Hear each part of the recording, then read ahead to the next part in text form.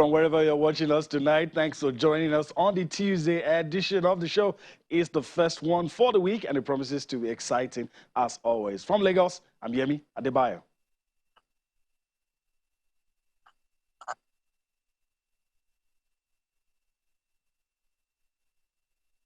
All right, so let's move on the show as we wait for Austin to join in. Let me give you a quick rundown of what to expect on the show.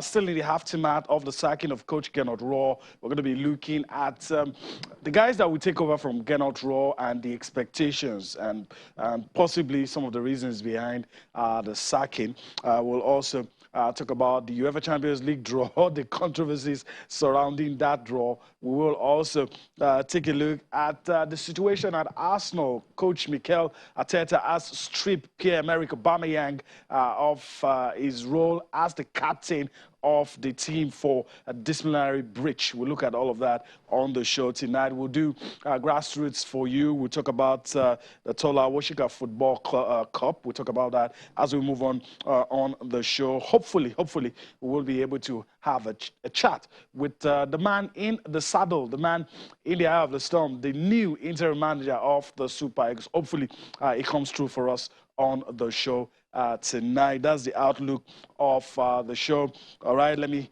bring in my partner, Austin, and we take this trip together. All the greetings to you and me. It's good to be on the show. So much going down in our world of sports, and part of it is the sacking of Coach Gernot Rohr by the Nigeria Football Federation. We got that news on Sunday, and it's still, making headlines. Austin Eguavoin has been appointed on interim capacity. We hope to speak to him tonight on the program. He's a very busy guy now, so hopefully he'll be able to join us, and then we'll just find out how he hopes to get on this job, because it's a big task. There's the AFCON, and there's also the final round of the World Cup qualifiers. Expectations are very high, and we'd love to hear him in his own words to tell us how he's planning to approach those crucial matches. But also, let's start from home and talk about, I always say these things gladden your heart, grassroots. Let's talk about grassroots on the show. Of course, the Tola Woshika Football Club, which was held in Ondo State, is the next team we're talking about. As part of contributions to sports development in Ondo State, the Tola Woshika Foundation has successfully launched the Tola Woshika Football Cup in Akure, the state capital of Ondo State. The competition, which seeks to encourage sportsmanship among the youths of Ondo State through football, will be a yearly competition within the state. Let's allow you to enjoy a report put together on the Tola Woshika Football Cup as part of efforts of the Tola Woshika Foundation. We'll come back to discuss some more on all of that.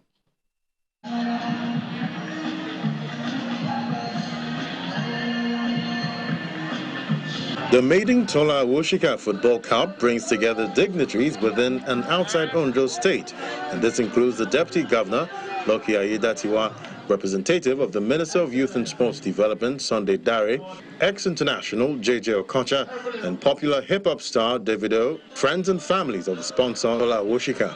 This initiative has shown to everyone your love and passion for the development of youth through sports. Let me therefore use this forum to, on behalf of the state government, call on all well-meaning Ondo State indigents, philanthropists, corporate organizations, and individuals to emulate Tola Woshika Foundation in organizing competitions not only in football, but in other sports of interest.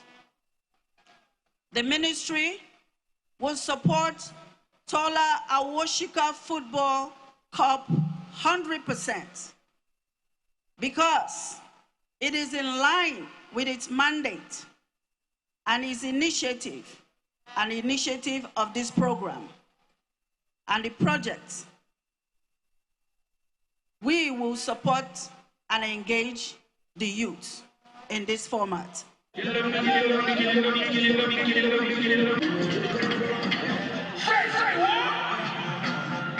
Now to the field, Ondo City and Accra City had the privilege of being the first teams to kickstart the Tola Awoshika Football Cup.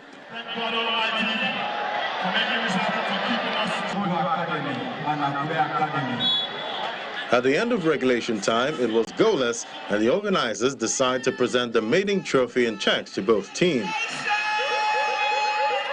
Congratulations. Ondo is a state that has 70% of its population as youth, so I felt like it was a good idea to come and engage the youth as Christmas, give them something to celebrate about. It's been a tough year for everyone, so everyone is here to celebrate and have a good time, celebrate sports, celebrate music, celebrate Christmas. It was not all about football. Popular hip-hop musician David Adeleke, also known as Davido, filled the audience to spice up the event.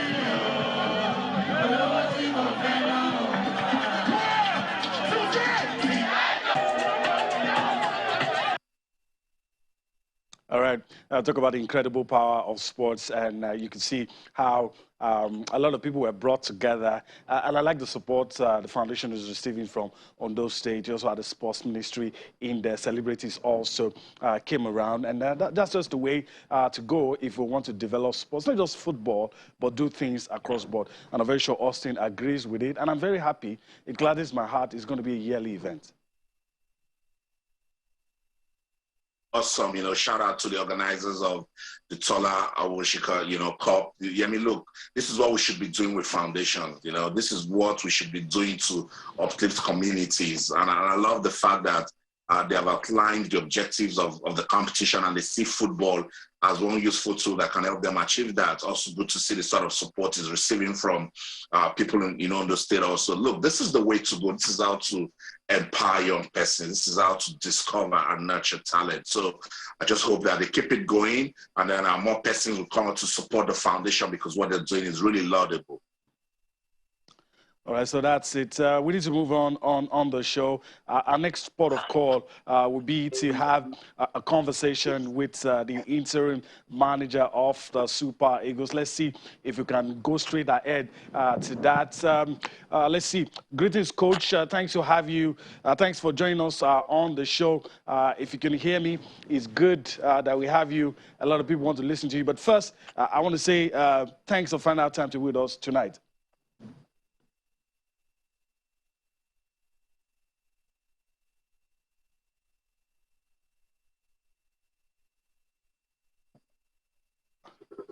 All right, Coach, greetings to you. Thanks for finding out time to be with us on the show tonight.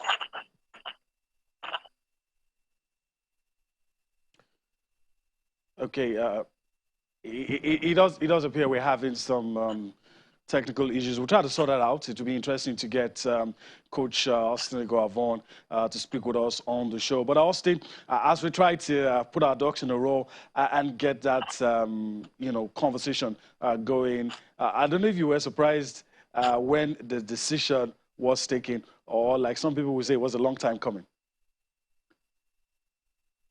Yeah, I wasn't surprised. We're part of the people who's been monitoring, to see if the Nigeria Football Federation will let go of Coach Gernot Rogers, give him a second chance. Apparently the third. It's been a long relationship if you take a look at it, and he holds the record of now, serving as the longest coach of the Super Eagles of Nigeria. So no surprises here. For me, it's all about the continuity, and that's what Coach Gernot said today on a platform when I heard him speak. He said he hopes that Austin Eguavoen will continue with the sort of spirit that they have going in the team, and so that he can easily ease into things, Hopefully network will allow us to get to speak to Austin Eguavoen, who is also, pumped up for this role. People should remember, this is someone who's been there, done that, his experience is exposed. He was on-field captain in 1994 when Nigeria won the AFCON in Tunisia. He was part of the team that was celebrated at the 1994 World Cup in America. He went on to win bronze with the team as coach in 2006 until this appointment as interim technical advisor. He was the technical director of the Super Eagles of the Nigeria Football Federation. So he knows what's going on with the team. He can easily pick the baton and run the race. We just hope that it's going to be an easy one for him, and we get to achieve the things that we need to achieve with senior team football in Nigeria. Yeah, it comes at a period where expectations are high. There was some level of dissatisfaction with what was happening under the former manager. It wasn't the fact, it wasn't that we weren't winning games. It was the how we were winning, our style of play, the quality of play, and losing to some less fancied opposition. I mean, there was an opera everywhere, and a lot of people knew something had to give. So, like you said, I agree. It didn't surprise most of us when it happened, and they found a swift way to quickly nip things in the bud, put someone who doesn't really need time. I mean, that's one of the benefits of this decision. Somebody who doesn't really need time to get going. It's been there. It's coached the team before. He's had spells with the team, and so hopefully he will be able to hit the ground running. And like I said, expectations are high. I hope the burden will not be too much for him to bear. Nigerians expect the Super Eagles to play well and also win. And it will be a disaster of immense proportion if we don't qualify for the World Cup. A credible showing at the Nations Cup also. Those are some of the yardsticks. And I do trust that Cerezo is quite capable of doing all of those things. Yeah, and I just really hope that we get to speak to him, just so we understand his focus, where he needs to, get to, start working on right away. Because as I said, the AFCON is just about 24 days from now, or even 23. So he knows that he needs to, start, work right away. I know that he has started talking to some players, and I'm also trying to get to understand those who need to be in the team that have not been given a chance when Coach Gernot was in charge. Yeah. But it's definitely going to be a very difficult job. But as I said, the fact that he has been an insider, he's worked with Coach Gernot too for about a year or so now. So I just hope that he will pick up the right things that Coach Gernot did, and then correct some of the mistakes, or most of the mistakes of the Coach crew. So it's a good one for me, because this is what the majority of Nigerians have called for. And so the Nigerian Football Federation, they've answered. So now anything that happens, Nigerians, you guys are on your own. They'll say, oh, you guys cried out when you sack Coach Gernot. And we think just that. Timing could be wrong, but they had to do what they had to do. And these guys are professionals. So when they have an opportunity to play football for the fatherland, they'll take it and then, try to make the best out of it. All right, let's see if we can have that conversation now. Coach, if you can hear me, greetings to you. Thanks for joining us on the show tonight. So it's a pleasure to be here, sir. All right, it's good to hear your voice at this time. Coach, I want to know, I'm very sure millions of Nigerians want to know how you're feeling right now. A lot of us were surprised. Not surprised that you were appointed, but surprised at the swiftness of the decision to put you in charge on interim basis. But I'd like to ask how you feel about the whole setup, and what should be the expectations of the fans. Thank you very much, like I said, for having me. I talk about surprising. I would say I was shocked. I was surprised, when my name was announced. After just a brief discussion, but I thought, Gernot will continue, because it has always been like, is he going to continue? Is he not going to continue? We're going to sort things out. And then when my bosses spoke to me about it a few days ago, I was like, okay, why not? But there's always a but. Is there a possibility that we can sort things out with him, because his time is a bit long? But for the fact that we couldn't get things sorted out, and when stuff like this happens, the next person in line is the technical director. If even it's the same day that Nigeria has a game or any country has a game, you step in before you look for somebody else if they so desire. So at that point in time, I was a bit hit, but I have to digest the whole thing. It's something I've been through before. I'm in the system. I know everything, the players and the management, of course, the administration also. So I've taken it under the chin, so I think it's something we can do collectively and be successful. All right, Coach, let me throw this one in. Good to have you. Okay. Okay. All right, let me throw this one in, and Austin also waiting in the wings to have this conversation with you. I want to quickly ask, Coach, if some of the things that the fans didn't like, you already understand them. So I want to ask you, what do you think the fans want to see? Within this space of time that you're going to be in charge, maybe it's going to be longer than we think. I don't know, but what do you think the fans are expecting from anyone in charge of the Super Eagles? That's the first to win games, number one, because when you win games, that keeps you in the tournament, or that keeps you in the competition, and that keeps everybody happy as well. And then secondly, because we know that Nigerian football players are flamboyant players, we are known for the technical ability, the style of football. We want to see some entertainment as well. But actually, nobody knows what went wrong. The first 2-3 years of getting raw, first 2 years, Eagles were playing, winning games and beating Cameroon home and away, beating anybody with some kind of flair. But all of a sudden, it disappeared. I think that's the anger of many persons. So they want to see flair, to see victories as well.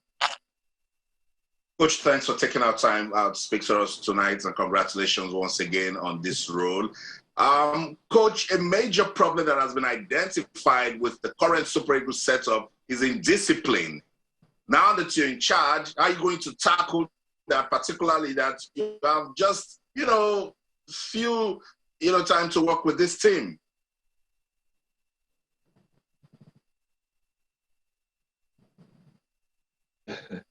When you talk about indiscipline, I don't agree completely. I've been around the team, and when you talk about indiscipline, it depends on the degree. Rules are set out, and laws are there for the players to abide to, and I don't think any of them have flouted the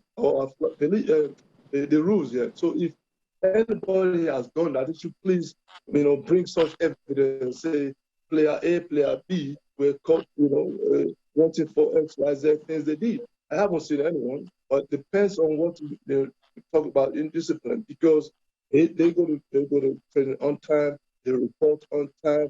When it's bedtime, they're all in their room sleeping. So when you talk about indiscipline, I really don't know. I can't really say anything about that. But we know discipline is key to success. Anything you do, if it's deliberate act from people, or people just to stop some things that are not so good or negative things about the players, that is quite unfair. But when we talk about indiscipline, I don't think I've seen any trace of indiscipline in the team. I listened to Coach Gernot Rohr today, and he said that he hopes you will continue with the spirit that he has been using to operate as former manager of the team. You've been technical director before now. What is this spirit that he was talking about? I think he's talking about togetherness. So when he says that now, then there should be a bit of concern. My concerns stand to be corrected. Now, yes, there is this vibe, there is this spirit. They love him. We all love him because he's like a father. He has played that father role over the past 4 or 5 years. Now, probably because of this divorce, and maybe there might be some players who could be loyal to him. But like I said, I stand to be corrected. So he is now saying he hopes the spirit continues. And that's what we're hoping for. And we hope they also understand that, national duty, when it comes to national duty, you put every other thing behind you and you go for it, because you carry the entire millions on your shoulder. So I think that's what I think. Like I said, I start to be corrected. Is that what it means? Because there's this vibe, there's this spirit, yes, of oneness, togetherness. They're all happy. They laugh together. They train together because they've been together for so long under Gernot Rohr. And he hopes that it continues in that manner. And that's exactly what we hope for. I must say thank you so much, Coach Austin Eguavoen, for your time on the show. I know you need to run. We'll need to find out a time when you come to the studio, and we'll have a proper conversation with you. Thank you. My pleasure. Anytime, sir. All right. So that's it. Our interim Super Eagles technical advisor, Austin Eguavoen, speaking to us on the show. Let's go on this quick break now. When we come back, Omar Katuba will join us. We'll break down everything that Austin Eguavoen just talked about. So don't go anywhere. Stay with us.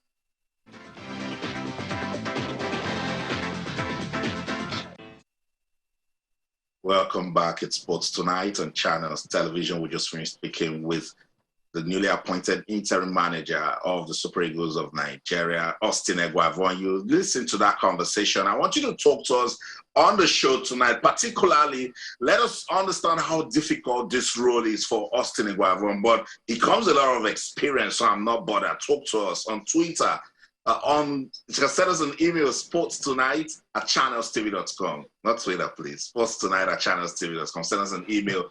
Let's hear from you. Austin Eguavoen says he hopes to continue with the good things that Coach General built with the team. And, of course, find ways to improve, talking about the quality of the Super Eagles of Nigeria. Let's take the conversation back to Lagos now. Yemi, he was in a haste to leave, but I love the fact that we still got him to speak to Nigeria. Some persons now understand that this man understands this job, and if we support him, he might just do better with it. You know, Austin Eguavoen has always been our go-to man, you know. Last time, I think he was working with Christian Chukwu. Christian Chukwu was told to go. He stepped in. And there's been two or three times like that he steps in. And I think he's been trusted with that responsibility because they've looked around and they probably have seen that who is the person we can just give this job to with this short notice and can do something. And they arrived at Austin Eguavoen.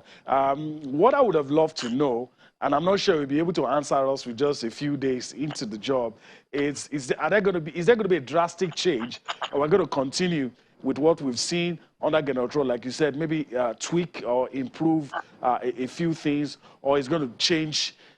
But, you know, you look at everything, you think the time for him to change all of those things, he doesn't really have that time. So we'll see. It's going to be interesting to see how far he will be able to take this team, and wish him all the best, because if he succeeds, Nigeria succeeds. That's it. Let's take reactions now. Persons have been talking about the appointment of Coach Austin Eguavoen and the sack of Coach General Troll. Let's listen to them when we come back. Omar Katuba is standing by. My pain is that those in charge of our football have not been able to address this drawback, this inability for us to have a classy playing pattern, a defined playing pattern. I'm not saying Eagles must win all their games, but it is on record that under General, Nigerians were no more enjoying football.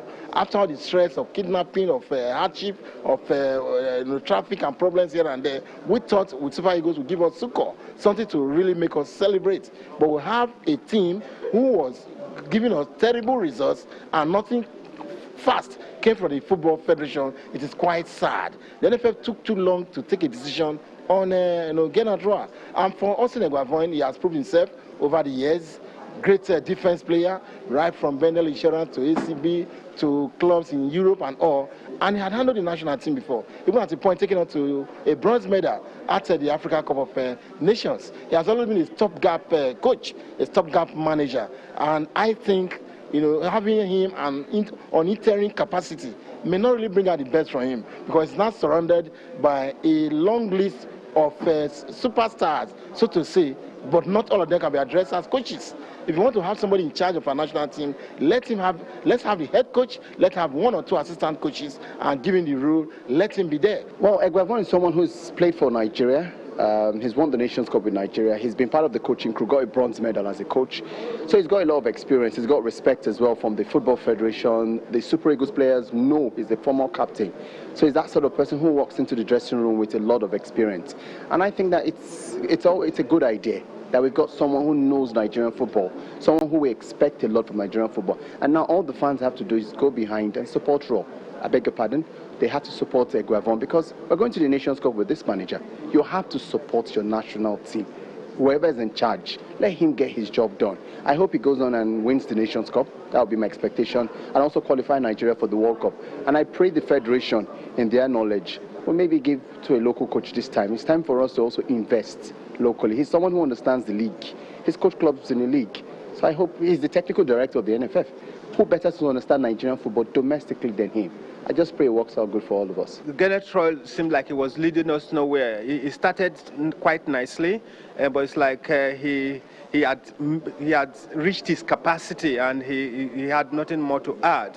Our game with Central African Republic, our game with Cape Verde, showed us clearly that if we go into the Nations Cup and if we're thinking about qualifying for the World Cup and indeed go to the World Cup, we do not have the quality of structure that can make us excel and perform well in those competitions. So I think it was like it was due time. But again, for me, it's not about sacking coaches. It's about the fundamental structures that drive our football. You know, look at it. The league, for instance, is neither here nor there. I mean, clearly and honestly speaking, something needs to be done.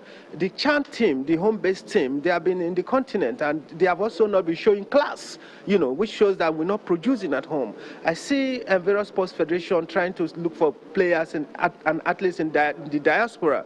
The athletics community did it at some point, and then we see football doing it, you know, looking for children whose parents are Nigerian and who are either born in Germany or whatever to come and play for the Super Eagles. Clearly, we're not doing right at home.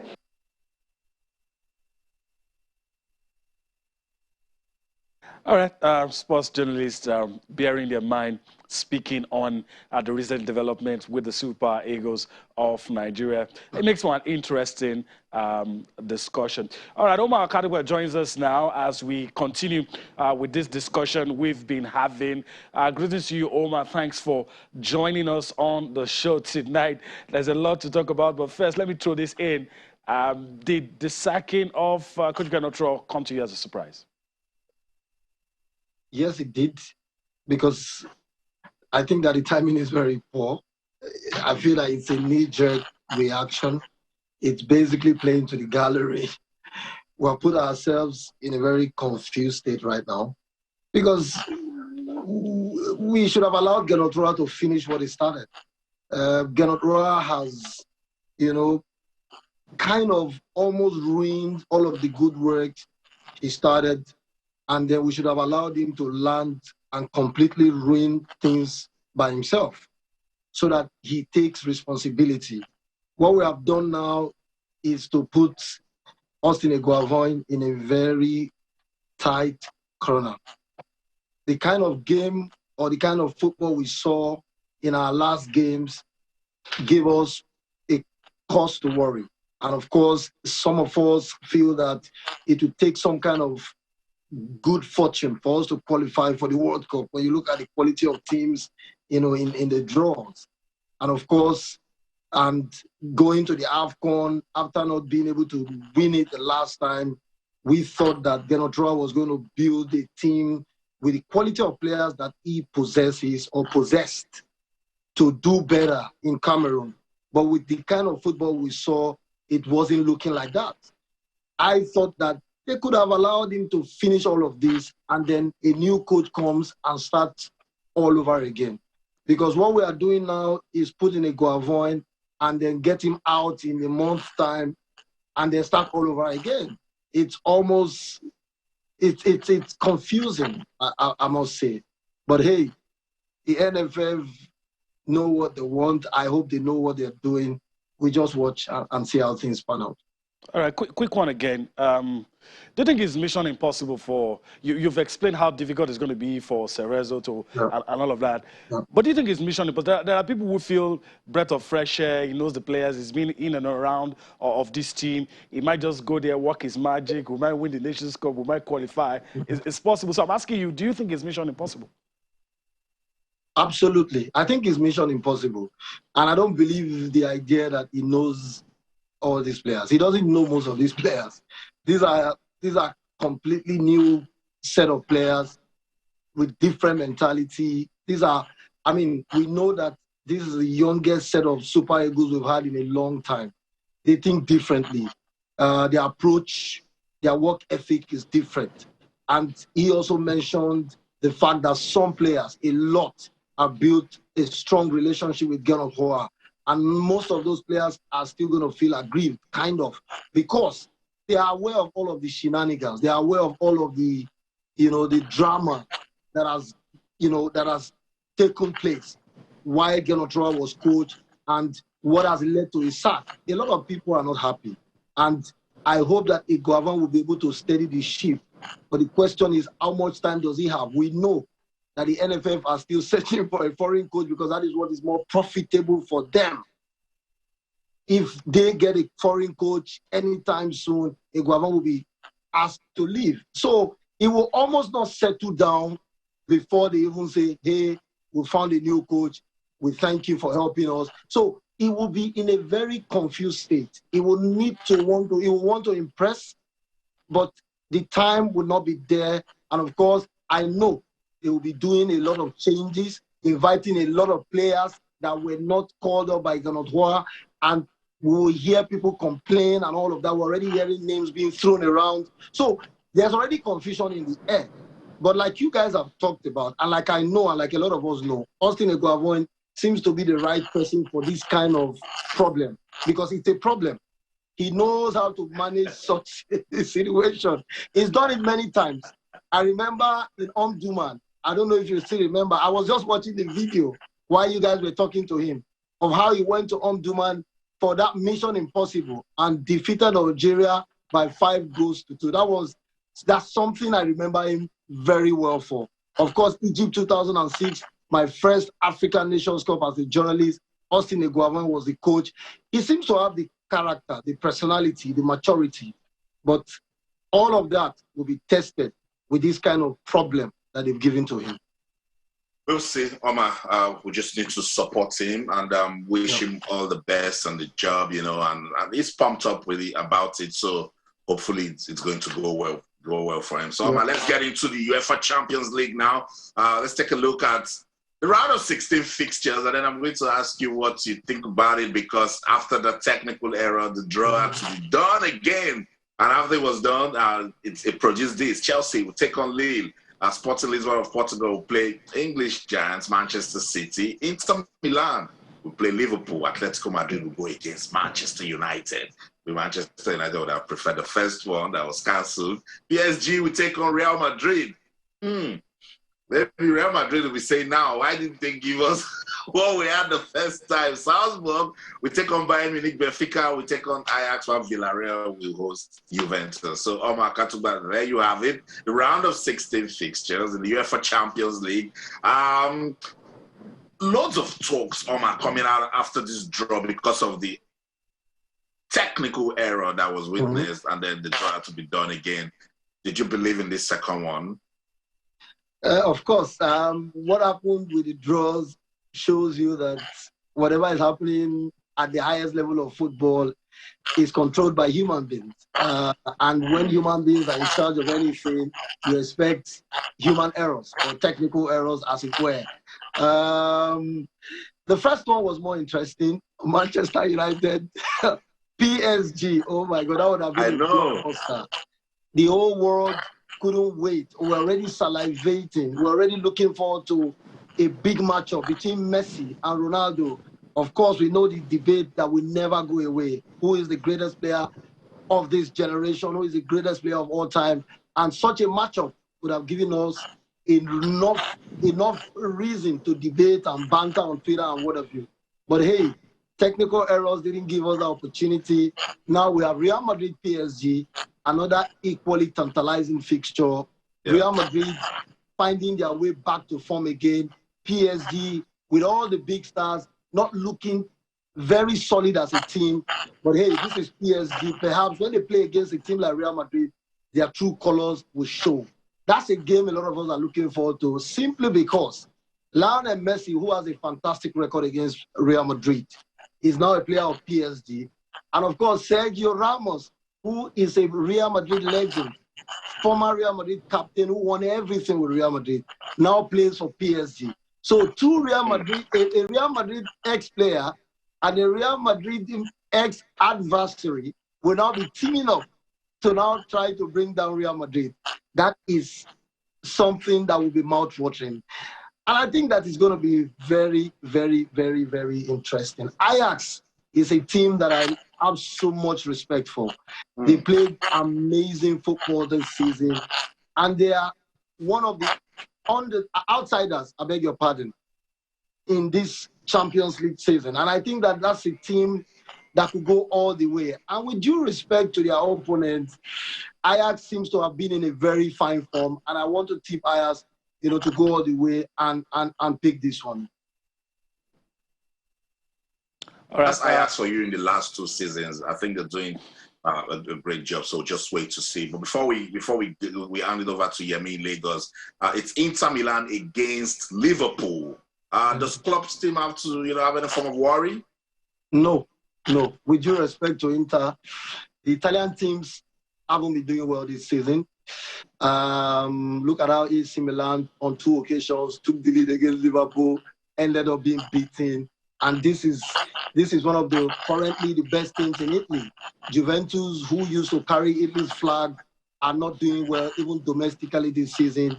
Inter Milan, I don't think they've got the capacity to handle Liverpool. Liverpool's football is absolutely amazing. I don't think there's any team in Italy right now that has got the capacity to withstand the firepower of Liverpool. I'm tipping Liverpool to go all the way. I think that they will beat Inter Milan home and away. I'm saying that without any fear of contradiction. So that's it. Let's take reactions. Liverpool, they seem to be already for Inter Milan. We'll be right back. It's Manchester City, the finalists of 2021. I don't have much more to say. I think it's a really clear statement from the club. It's a decision that we have made following the incident.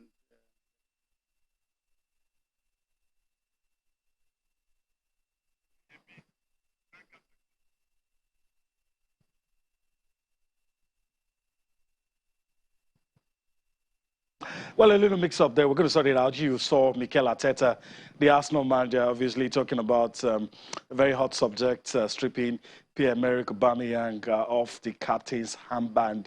We'll talk about that later, but let's go back to what we wanted to show you. Reds legend Ian Rush talking about the expectations ahead of... Okay. All right, we'll move on. We'll probably give you that later. But before we go to the English Premier League and look at some live matches, let's quickly show you what's going to happen tomorrow. Let's take it out of the way. Nigeria Women's Football League. Let's give you the fixtures, and we'll see it and talk about it quickly as we move on. The women have been giving us reasons to talk. Pelican Stars will take on all of these matches in Group A, by the way. Pelican Stars will take on Nazareth Amazons. Osun Babes will take on Confluence Queens. Edo Queens will take on Nigeria Raitels FC. All of these matches in Group A. And in Group B, match day 2, Abia Angels will take on Royal Queens. Rivers Angels will take on FC Robo. Bayelsa Queens will take on Delta Queens. These are the fixtures for the Nigerian Women's Football League Premiership match day 2. We'll be back here tomorrow to talk about all of these things in detail, but let's just give this to you as the fixtures, what to expect. If you're in and around any of these venues, it would be good to go and watch women play football and see how good they really are. All right, let's move on the show.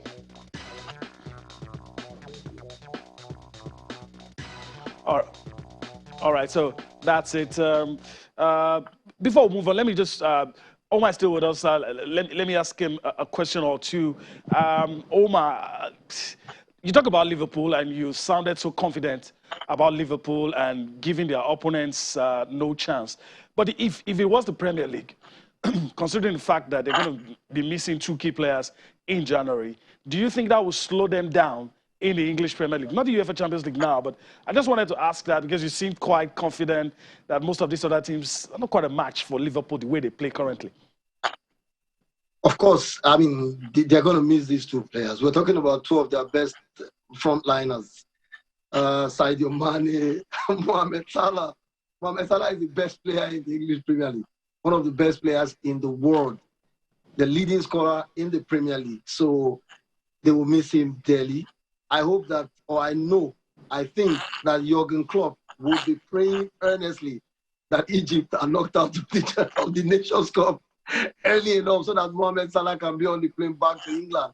He's already worried. We've seen him get involved in talking about the AFCON international breaks. We saw the one that became famous with the Nigerian journalist asking him to apologize for calling the African Nations Cup a little tournament, whether knowingly or unknowingly. So I think that he would definitely miss these two players. Let's not also forget that they've got Keita as well, who plays for Guinea, who is gradually growing into a very pivotal role for Liverpool. So it will be a big, big miss for Liverpool when the AFCON begins in January.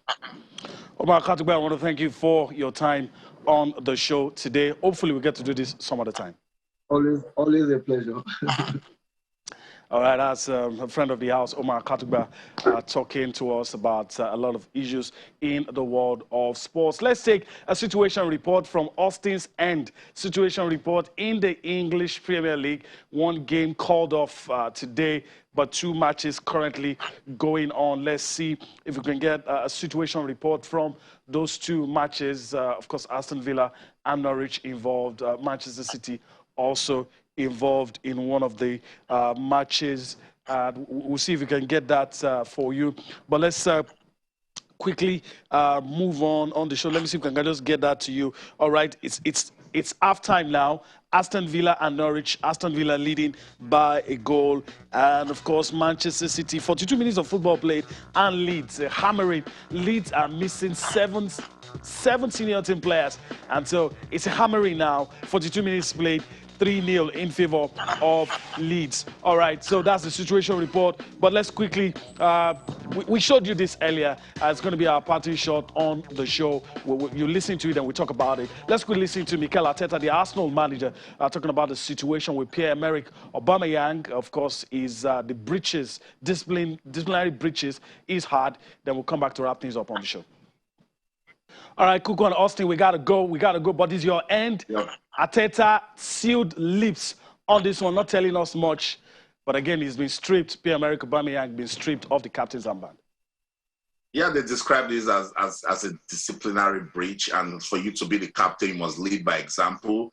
And with that now, I don't think you'll be considered for tomorrow's match against West Ham. You know, this is a big club and everybody needs to go by the rules. It's pretty sad that this has happened to Aubameyang. He's African and he has given so much to the club. But rules are rules, and if you're a leader, you must follow the rules. All right, that's a good place to leave it on the show tonight. I want to thank our viewers for allowing us into their rooms without knocking the door. Of course, we're back here again tomorrow to do what we love doing best, taking you on a trip across the money-spinning world of sports. From Lagos, in Nigeria, I'm Yemi Adebayo saying bye-bye now. In London, I'm Austin Okonapan. In everything you do, remember, keep talking sports. Bye for now.